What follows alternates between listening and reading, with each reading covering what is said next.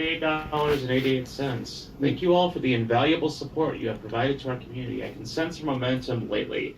Real question: Trump versus Tulsi in 2020. Who would you support? The tough talker who cucks and everything, or the surfer girl who Zionists hate? Hail victory. Yeah, no, that's an interesting question. If Trump doesn't do anything about immigration, then that makes him essentially worthless because that was what he ran on. So I'm not going to go as far as to say I'm going to vote for Tulsi, but I am saying that depending on what's going on here with the shutdown and the negotiation, like personally, this is something I thought from the beginning. I don't think Trump is going to get any money for his wall or for a fence or for anything else unless he gives them a kind of Reagan amnesty. So that kind of defeats the purpose of the wall to begin with. So I don't. It's a very complicated question. I guess we'll see in 2020.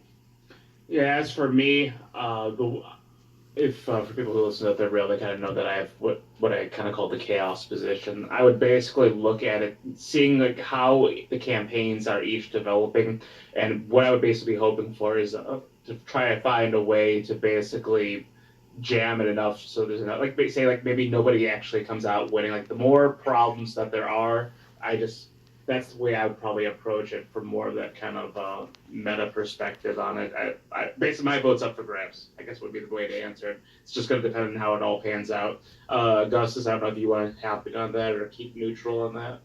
Yeah, I'm kind of on the fence about what to have. Not that my vote's up for grabs necessarily. I don't know if I put it in that way, but I would say, if it comes down between someone like a Clinton or a Kamala Harris, someone who's just absolutely 100% world order establishment type that wants us all dead, and on the other hand, President Trump, I would have to think about it because it seems like I support Trump every time. Yeah, yeah. I mean the can. I mean I don't know if you saw this, but Kirsten Gillibrand has a video out. It's so cringy. I mean, it's just this bitch is like acting like she's a black preacher, like she's waving her hands around and talking like one of those blacks that loses air as they talk. Like, like remember those black students that did the so-called debate and they won the trophy for the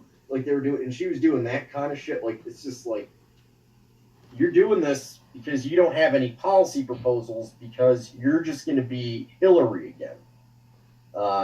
And I'm getting the same idea from Warren, from Kamala Harris. Kamala Harris has the one where she's Black Panther or something. What is it? Wakanda Forever. She was doing. Even black people were laughing at her. Like I said this on social media. I said like, the last time I heard black people boo this hard was when I saw the movie Heart's War in 2002, and there was a bunch of blacks in there who thought it would be like an action, like a gory war movie with like a black Rambo as a main character. But then it turned out to be like a court drama, and so they started booing in the middle. That's how they were reacting to this. To the Kamala Harris antics, and Tariq Nasheed is leading the way on that. That's hilarious. Yeah, if you can't get Tariq Nasheed on your side, hating white people, I mean, what are you doing wrong? I got people right now that are in his mentions constantly asking him to come on the show, so we're pushing really hard to get Tariq Nasheed right now. That would be epic. Like I remain optimistic. I think it's going to happen. I think it might take a little bit of work, but I think we're going to get Tariq Nasheed. Mm-hmm. All right, Zyklon BP. What is it? Zyklon B. Peterson, sorry, name caught me on guard. Donates $14.88. Judaism and Islam